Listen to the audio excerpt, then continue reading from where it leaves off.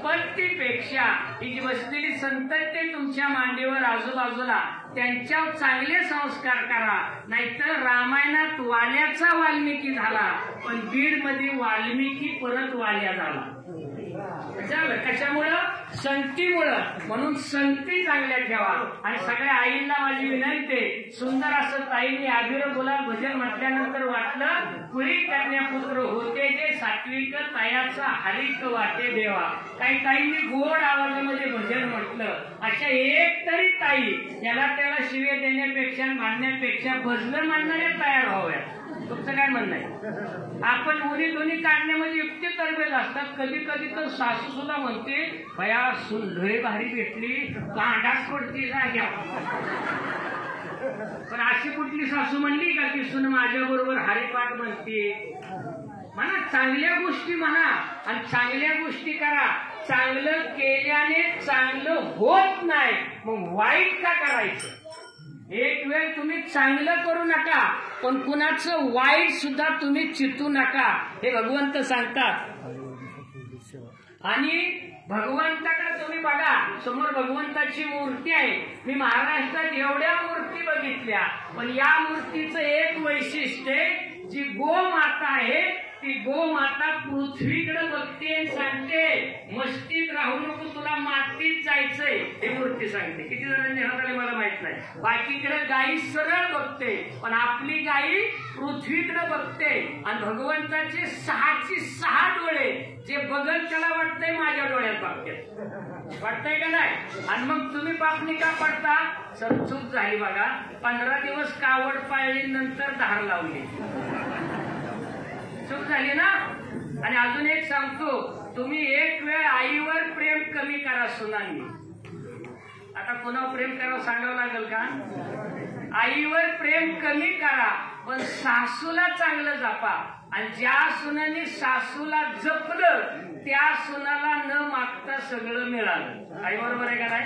तेव्हा होय म्हणलं. आणि त्यांच्या डोक्यावर पदर आहे, त्यांचं 80 वर्ष आहे. पडलेल्याची पदर घेऊ नका, काय पदर तर सांगत नाही. आई वडिलांची सेवा करा, सासू सासऱ्यांची सेवा करा, नाती जपा, मुलांच्या चांगले संस्कार करा. आणि अजून एक आहे, यात्रा जत्रामध्ये वायपट खर्च करण्यापेक्षा आज जसं आबासाहेब महादेव तावरे यांनी अन्नदान केलं, कुठं अन्नदान करावं हे सुद्धा कोळीला कळावं लागतं. नको तिथं 4 पायाची न्यायची, 15 गोळा करायची आणि एअरपोर्टात या वाजत्यात. हे मला अजूनही कळलं नाही. तिकडं जाण्यापेक्षा इकडं या. त्यांच्याही कुणाला धन्यवाद. आमचे दादासाहेब असतील, सगळे बजरंग आप्पा असतील, या सगळ्या भजनी मंडळाला खूप खूप धन्यवाद. आपण सगळेजण आला. आणि अजून एक सांगू का, चेहऱ्यावर फेरन लवली लावण्यापेक्षा भगवंताच्या नामाची पावडर लावा आणि सतत हसत राहा. देव तुम्हाला निश्चितच जवळ करील. पण ज्याच्या चेहऱ्यावर हास्य नाही, त्याच्या बँक बॅलन्स जरी किती असला तरी डॉक्टरला सांगावं लागतं, थोडं तरी हास रे बाबा, थोडं तरी हास. तुमच्याकडे बँक बॅलन्स आहे का? आधी काय काहीच नाही, पण तुमच्या चेहऱ्यावर सुख आहे का नाही? तुम्ही काय म्हणताय? आता देवा मला न्यायला आलं तरी चालेल, पण देव येणार नाही, कारण की तुमची अजून आदुली भरली नाही. आपली आदुली भरल्यावर देवाला बोलवावं लागत नाही. आणि म्हणून तुम्हाला सांगतो, सर्वांना खूप खूप धन्यवाद. अचानक या ठिकाणी येण्याचा लाभ मिळाला. दर पौर्णिमेला जसं येत आहे तसं अमावस्या सुद्धा ध्यानात ठेवा, तेवढीच पवित्र आहे. पौर्णिमेच्या नंतरचा दिवस हा करीचा असतो आणि अमावस्येच्या नंतरचा दिवस हा पाडव्याचा असतो. म्हणून अमावस्या कधीच कमी समजू नका, कारण की तुम्ही तिला लई चुकीचं समजलंय. अमावस्या कमी समजू नका. पौर्णिमा किती जरी चांगली दिसली लागणार तरी 16व्यात अमावस्या म्हणून ती दिसतेच. 15 दिवसांनी येतेच ना.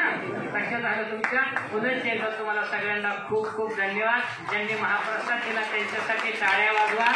आणि अजून एक सांगतो की कालच शिव छत्रपती पुरस्कार जाहीर झाले. त्याच्यामध्ये माळेगावची रेखा नरोटे धनगर नावाची एक मुलगी, तिला एक शिवछत्रपती पुरस्कार मिळाला. दुसरी वाकरीची अक्षर आबासाहेब ढेकळे याही मुलीला शिवछत्रपती पुरस्कार मिळाला. आजच्या पौर्णिमेच्या निमित्ताने मला एवढंच सांगायचंय, पुढल्या वर्षी का व्हायना बसलेल्या 4-2 पोरामध्ये एखादा तरी अधिकारी घडावा आणि त्या निमित्ताने त्याचा सत्कार करायला आपल्याला लावावा. ज्यांच्या डोक्यात ते असेल त्यांनी आतापासून अभ्यासाला तयारी करा. आणि पोरांनो, एक लक्षात ठेवा, वय शिक्षणाचंय तवर शिक्षण घ्या, खेळण्याचंय तवर खेळा. पबजी खेळून मला वाटतं कुठंतरी कुर्डेवाडीला का आजच बातमी बघितली असं चक्री रमी खेळलं आणि त्यांनी काही घालवलं नाही. आई 16 एकराचा 7-12 फुकला, 90 तोळ घालवलं, आता मोकळा पोट्यावर बसलाय चक्री खेळत. कळलं तुम्हाला? गेम खेळू नका, पबजीच्या नादी लागू नका, मोबाईलच्या नादी लागू नका. उन्हाळ्यात संस्कार वर्गाला जा, प्रशिक्षणाला जा आणि पोरं आजोळाला पाठवा, म्हणजे त्यांना मामा मामी कळत्या. आणि मामीलाही सांगतो, भाचा आल्यावर आंब दडवू नका, निदान पाण्याचा असले म्हणजे अनुभव दिसतोय. चला, आरतीची वेळ झाली. सगळ्यांना रामकृष्ण.